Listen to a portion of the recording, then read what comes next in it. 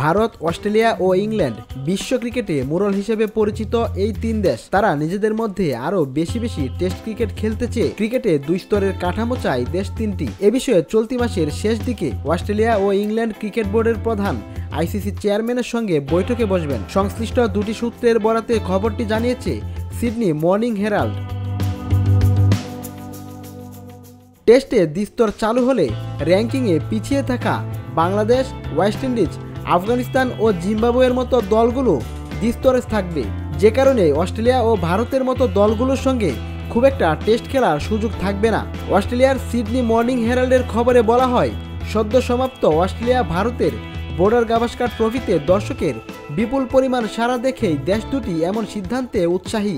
অস্ট্রেলিয়ার 5টি ভেন্যুতে হওয়া ম্যাচগুলোতে মোট 8,37,879টি দর্শক গ্যালারিতে বসে খেলা দেখছেন, যা অ্যাশেজের বাইরে অস্ট্রেলিয়ার যে কোনো টেস্ট সিরিজে সর্বোচ্চ।